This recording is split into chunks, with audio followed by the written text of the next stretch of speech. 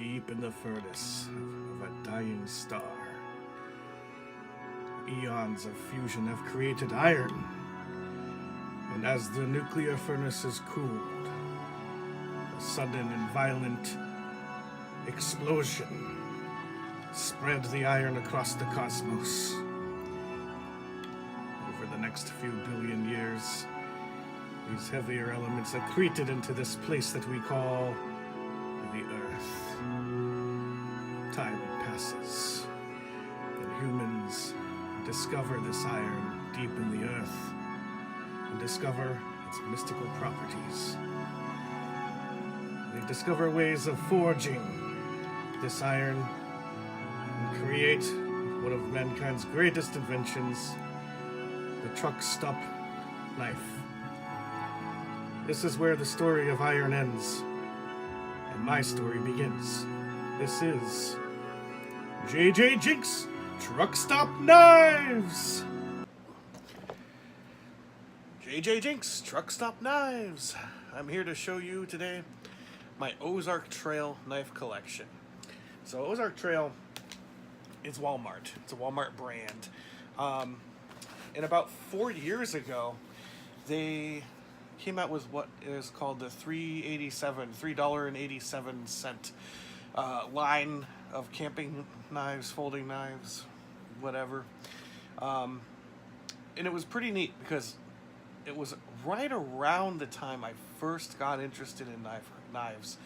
And I almost never go to Walmart, but this one day I was in there and I saw, holy crap, there's a bunch of knives just out in this little area by the hunting, fishing, the outdoors stuff. And there were a bunch of different kinds, and they were cheap as hell. This is great. So I picked a bunch of them up, and like, I don't know, 2, 3, 4 of them. Kind of left behind some of the others. Like I said, I wasn't really into it yet. Just kind of starting out. So then I went on YouTube, and I was like, let me see what other people have to say about these knives. And that's when I discovered there's a lot more of them than what I saw. And that's what makes these knives, in particular, fun and challenging to collect. Because over my travels, it took me years to put this collection together. And as far as I know, you can see reviews on each of these knives, sometimes individually, sometimes in groups. But I've never seen a collection this complete. So I spent the next couple of years piecing it all together. I'd go into a Walmart in a strange town I was traveling through, and I was like, oh, there's one I don't have, and I would grab it.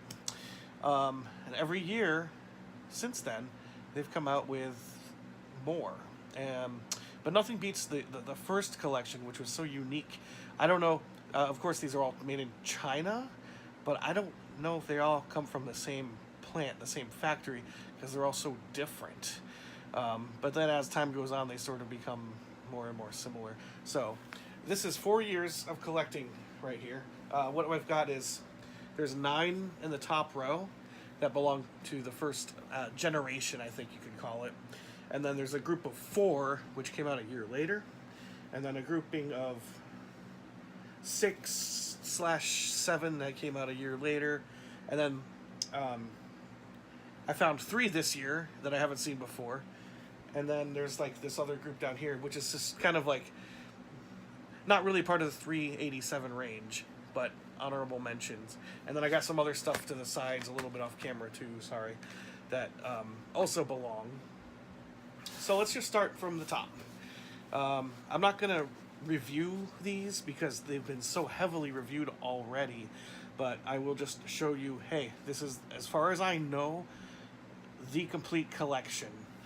We got the tan flipper, which is probably one of the best knives to come out of the original line.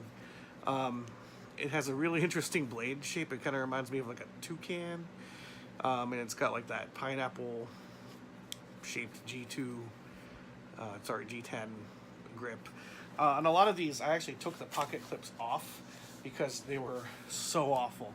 They were like cutting into your hand by holding these knives. But then after a while, I just stopped caring. So then they're on. This is the one of the only, I think the only knife in the collection that actually is a backlock, and it's just a simple folding knife with black stained wood, and then a little square of unstained wood with brushed steel bolsters. It's pretty handsome. It's kind of I guess the most gentlemanly knife of the bunch. And then we get I'm not really sure what to call this one. It's kind of a camo handle, a real tree handled knife. The blade is very different from all the other ones. It's a thin steel, but it's very sharp. I'm assuming this is all Chinese 440 steel. But I remember seeing a review on this knife where some guy got really just irate because he said, oh, they're copying the form factor of the Kershaw Cryo, and, you know, fuck the Chinese for stealing our designs. Well, I happen to have a Kershaw Cryo right here, and I finally picked one up, and I was able to compare them, and I say, you know, there are similarities, to be sure, but they're not the same. They just aren't. And also, the Kershaw Cryo is made in China, so yeah. Designed by, I think, an American, Rick Hinderer, but anyway, moving on, we get this gray, kind of gunmetal gray guy with this checkerboard sort of, it's a foul carbon fiber look, and it has a low riding clip, which a lot of these actually have that, which is cool. The grip is kind of rubbery. It's got this strange rotor thing on the bolster. I think it's supposed to make you think that it has bearings, but it doesn't. In fact, the majority of these actually ride on Teflon spacers. But what makes this one really unique is that it's got actually a thumb disc to open the blade, not a stud or anything like that. Not much else to say about that one. This one's got a similar, the fake carbon fiber look to it. It is a little bit rubbery, low ride clip again. This one was called the rail knife because there's this, like, I don't know, slotted rail along the spine. Looks like maybe you like mount a scope on it or something. I don't know. But the blade kind of looks a little different from the other ones. Just kind of a little bit of a different shape. Sorry about the mess in the background. I'm reorganizing my knife collection and I got shit all over the place. The next knife, still part of the original 9 collection. This one is like an urban camo look. It's really small. And what makes this one unique, besides the fact that it's, well, smaller and urban camo, is that it's actually a liner lock, or an integral, a frame lock, or an integral lock. So, I'm not sure what it's made out of. It kind of feels like plastic, but maybe it's like plastic coated steel, I don't know. Weird knife.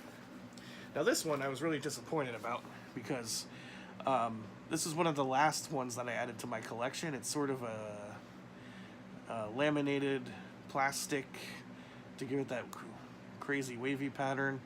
And I saw people reviewing it on YouTube, and they were like, oh my god, this is the best knife. It's so good. And then I finally spotted it in a store somewhere in, like, Ohio, like a year after starting to collect these, and I was so excited to finally get one that I bought 2 of them. I was like, I'm going to keep one in the package, because if every Walmart on the planet blows up for whatever reason, people are going to be scrambling to collect these Ozark Trail knives, and this is going to be the one they're going to want, because it's the best one, right? And then I was really disappointed. I was like, oh, it's actually not that great. This one was a real big disappointment. This one, it's just a very generic gray plastic with holes in the scale. It looks like they almost meant to cut holes in the liner as well for some kind of weight reduction or something to match the handle, but then they didn't get around to it, or they wanted to cut down on the number of machining steps or something. And it's got a really generic tanto serrated blade, just like the previous knife. This one was kind of a disappointing knife. It's real stiff. and real generic, and I don't like it very much. But I had to get it. It's part of the collection. And by the way, speaking of like the stiffness of it, what I've noticed is that some people get knives where they just flip open really fluid. Some people get knives where that's not the case, and it isn't model by model. I think it just depends on how tightly the pivot was screwed in at the time of manufacture. Because some of them that I've had were downright loose, and they had a lot of play. But I think they use Loctite, because I had a hell of a time loosening the pivot of one of these knives. I ended up mangling the tool, so whether it opens well or not really doesn't have any bearing on anything. For example, with the last pocket knife in the collection, the wood knife, I've seen some people, they have these and they're just able to flick it right open. Mine's really stiff, and if you can hear this, the blade is actually colliding with the liner, so the centering is about as far off as it can get. I've seen some people that reviewed these that said this was their favorite. I guess just because it looks, I don't know, kind of handsome-ish. I don't like it personally, but my favorite in the original collection was the tan flipper, the very first one. Now, when these came out, there also was this multi-tool, which took me about a year to find, and at some point, I found a Walmart that had like hundreds of them, so I thought it was like a rare find, and I guess it just depends on which Walmart you go to. It's just a generic multi-tool, like a Leatherman. Two things I like about it are, one, there's actually a spring in the pliers, so that makes it real easy. When you don't have a spring, you kind of miss it. And the edges are rounded a little bit, so when you squeeze down on it, it doesn't really cut into your hand that badly. And for $3.87, I've had worse multi-tools that I paid more money for. And it comes with an Ozark Trail nylon sheath, which I really like. And a lot of people have said the sheath alone is worth the price, because, well, if you're into Ozark Trail and you want the branding on your item, this is the only thing in the original collection that actually has the brand name on it. And that was one of my big complaints, was like, why don't they put, this is a nice logo. It's got the trail going up the Ozarks, and they don't put their logo on any of the knives here. But I don't know. I don't know who decided to make a whole bunch of different knives to sell randomly 4 years ago. But like I said, my suspicion is that these might have been from all kinds of different factories all over China. A couple of others to mention before I move on to the next generation is the assisted opening knife. This one was a little more expensive. It's a little bigger, and I don't know which generation this fits into, so I kind of keep it separate. It took me a long time to find this one, and when I finally found it, it was like the last one on the shelf. There's a little bit of wear and tear on the packaging, which tells me this thing might have been kicked around on the floor a couple times. I don't know. It was like $8 or something. And it still has a little knife condom on it. But it's just a bigger knife, laminate, plastic. But what makes this one interesting, and I've never seen this mechanism before, is that it's a flipper, assisted open flipper, but the flipper is actually internal up here, and it doesn't come out until you close the blade. See that, how it comes out? It's like, oh, I don't want to open it into my face, but it's not attached to the blade. It's actually, it mechanically actuates as the blade. Well, now it's, yeah, okay. And then it pokes out. So it's a separate piece, and it actually takes a little bit of effort to get it to go, but then the blade really does kind of shoot open.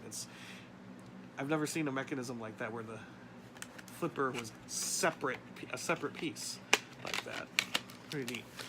And I keep it in the package just because, I don't know. It was a unique one, and I wanted to keep it in the package. And then there was this set. This is the 6-piece Ozark Trail knife set. Again, I don't know which generation this belongs to, but I saw it online, and I was like, oh, I should just order it online because I've never seen this anywhere. But then I was like, no, that's cheating. I gotta find it on the road at a Walmart. And one day I finally did. And as you can see from the packaging, it is beat up. The way I found this was there was a Walmart where they used to have all these knives just out on a shelf on the pegs, but then that Walmart started to they wanted to put all their knives into a big locked cabinet. A lot of Walmarts are doing this now, and I guess they went to move the knives into the cabinet, and maybe they found this on the floor somewhere, like under a display case or something, and it's been just beat up and ripped up, and they're like, oh yeah, we'll put it back on the shelf then. And it was cheap. It was like less than $10, and you get 6 of them. Now the nice thing about these, I slit the package open just to get one of them out because I want to keep them all together, is that the handle material is very rubbery and good grip. These knives are quite small. They have the low ride clip, and it's just a typical kind of drop point blade. Nothing too much to say about them, but I will have something to say about it momentarily when I introduce Generation 2, which is, I was a little disappointed because 2 of these knives are actually exactly the same. They're just different colors. It's anodized aluminum handle, and well, not much else to say about them. They're actually not that bad. These knives, I like the light aluminum scales. It's got a generous choil on the blade. The blade shape itself is, I don't know, a little different just because it comes up and then goes down, and it's got a swedge on it. Not that that means anything, but it looks very similar in shape to these little ones. I guess the only real difference is that this one does not have a swedge. It's just a full saber grind. So I don't know. Looks like they just took a design and scaled it. The other knife from that generation is this kind of wood knife. I thought it kind of looked like it started out as a normal wood color, and then someone dropped it in a swamp, and it got swallowed by a zombie, and then puked out at Walmart. It's kind of a puke green color, putrid. It's got a pretty generic, everything about it's pretty generic, really. But it's a part of the collection, so that's why it's here. Not much else to say about it. And then the next knife was a huge disappointment because it was basically this knife, which I mentioned I did not like, but it's black, and this knife has knurling on it, and this one doesn't. It's just slick plastic. Otherwise, they are exactly the same knife, complete with holes in the scales, but not the liner, for no reason. They're tanto serrated. I was like, I'll buy it because it's got to go in the collection. But man, that's just lazy.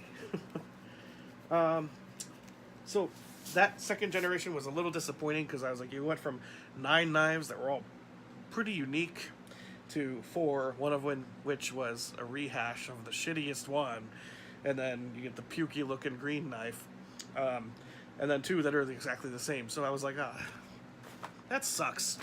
Well, a year goes by, and I stumbled across this knife, which is kind of a Victorinox variant, an Ozark Trail Victorinox.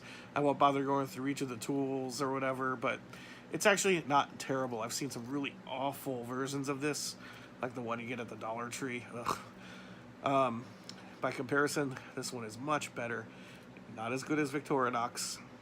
And then a little bit later, I found the gray variant, which has the logo in orange, which I love. It really stands out. And now they're starting to put their logo on their knives finally.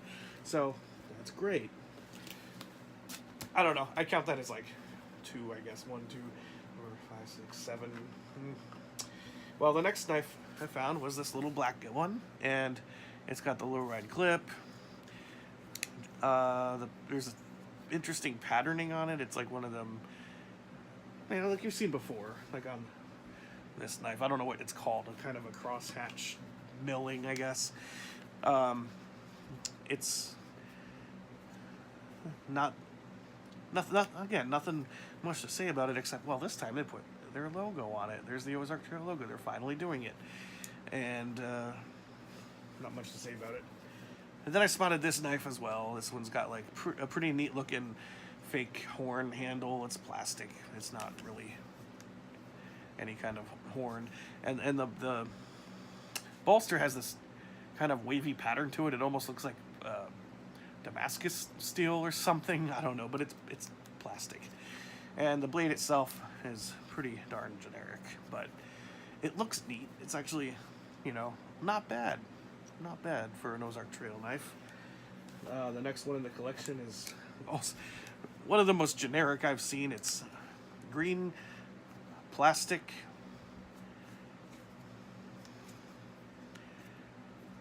And it's got the logo on it. That's all I've got to say about that one.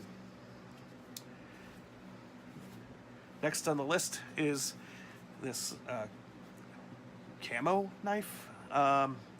And I noticed right away after I opened it up and looked at it, it's the anodized aluminum 2.0. It just instead of aluminum, it's plastic, and then instead of anodized pigmentation, it's camouflaged. Interesting thing that I noticed was, well, all the patterns are a little different on them, and in this case I actually caught a little piece of the mossy oak logo. So this is, I guess, a mossy oak pattern on an Ozark Trail knife, which they're both Walmart. So it's the anodized aluminum knife rehashed into camouflage, so you can drop it on the ground and lose it. Then, kind of last of the series, I think, so this last knife, I'm not sure which generation this one falls into. I'm pretty sure it was the third year, so I put it with the third year ones. This is my favorite of that generation. It's a generic blue plastic. It's got the name, the logo on the blade, so it just feels the best. It's got the low ride clip, and I think it looks the best as well. The patterning in the handle. It's got sort of a slot hole for you to open the blade with, I guess, and it kind of works. It does the job, and it's pretty smooth. So it actually, well, like I said before, the smoothness of the opening might not have to do with the variety of the knife or the version of the knife. It just might happen to be we got one that opened smoothly. That's that. Then we come to this past year. Actually, I picked these up on my road trip last week, and one of the first one is, again, they have a camouflaged knife, but unlike before, it's got kind of a two-tone blade. No logo this time, and I didn't really care to look long enough to see if all the patterning was the same. It's probably not. These are probably unique patterns. I don't know if it's a mossy oak pattern or not, but one thing I did notice is that it's got a very generous swedge on it. So, well, there's that. Then there was this kind of a full-handled fake horn knife. The one I picked up happens to open very smoothly, and so there's this one. Not much to say about it, except it's plastic, but it looks made to look like it's some kind of a horn material. And then lastly, there's this black plastic flipper knife, but it's and it's actually able to flip open. This is not open assisted. Again, I probably got lucky, but they actually called it a flipper knife. So I would have been, yeah, see, sometimes it doesn't. I would have been bad if it didn't, if it was like super stiff. I'm like, you fucking called it a flipper knife. It shouldn't flip. The plastic is knurled, but I mean, it's just knurled plastic. That's the last one I found. There may be more in the collection for this year. I'm not sure. I'm just going to keep looking until I find more. And then we have the honorable mentions. I have these because they're not part of the 387 line, and actually these were not 387. They've upped the price. I paid like 487, I think, for them. But I'm still going to call it the 387 collection because it sort of distinguishes it from the others, which are these, which are not part of the 387 lineup, but they are Ozark Trail knives. And well, we'll start with the camping tool, which many people call the hobo knife or the hobo mess kit, because it's basically a fork, knife, spoon. When there's your Ozark Trail logo, which is hidden by the fork. This one's a real hobo tool because it also comes with the cork opener, the corkscrew. And I could show you, like, yeah, it comes apart. You get a separate fork, knife, and spoon, but I don't feel like spending the time doing all that. But it's a neat little kit. This one's pretty. This one's an oddball. So this knife right here, this. Where do I begin? I call it the RoboCop knife. Just the way it's colored and the texture on it, it kind of reminds me of, like, this is a knife that RoboCop would carry. I guess I've seen this knife in other places with other colors and patterns on it. It's one of those, like, multifunctional kits.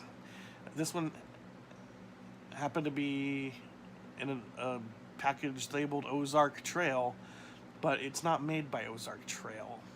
It's made in China, but you can get them with, like, your corporate logo on it and stuff like that. But just to run through the features real quick, there's a glass breaker, seat belt ripper.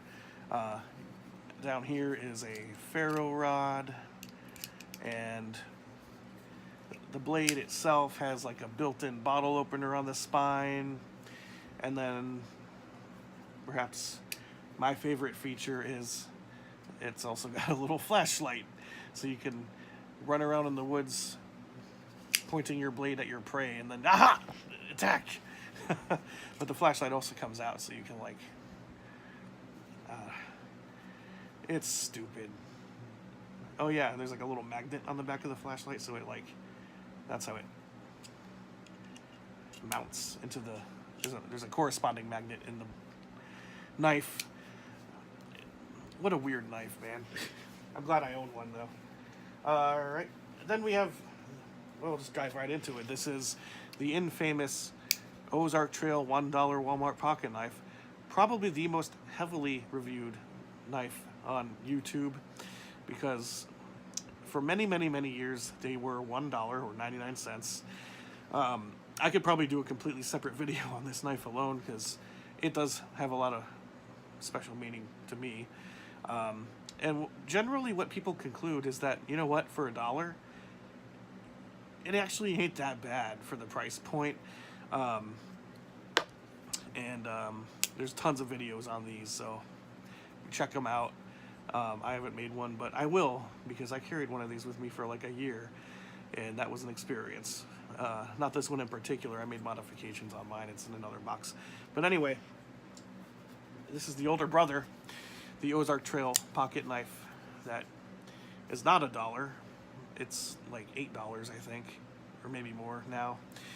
Some of the older ones, the Ozark Trail logo is actually cut out of the blade. It's like a metal, the metal has been actually removed to show the logo. They don't do that in the newer ones. I guess it's a cost saving measure, but I really like that, and I wish I had that. But I bought this when it was, I guess, the newer manufacturing platform. And it's pretty good for its price point. I mean, I was thinking about, like, I could remove these scales and stain them any color I want. I took the clip off because it was awful, and it really detracted from the hand feel. Without the clip, it feels really good in the hand. But then it's like, well, how am I going to carry it without the clip? I don't know. And it's hard to tell. I think this is technically a frame lock, because that part that moves in to lock the blade is, I guess, part of the liner, but the bolsters, the scales are just hunks of wood. So if we take those off, does it become a frame lock? I don't know. It's a pretty cheap but decent knife for the price point, just like all the others. And well, I think that kind kind of ends the tour of my Ozark Trail Collection. And it's been 4 years in the making, and like I said, this is the most complete one that I've seen to date on YouTube, and I hope that if you like collecting things in general and you want to get into knives, this is why I really liked this, because it's like, it's something for me to collect. And it's not expensive, and it involves travel because not all Walmarts have carried the same ones. And so it's been a blast collecting these over the past 4 years, and who knows what they're gonna come up with next. But when they do, I'll be there. JJ Jakes, Truck Stop Knives!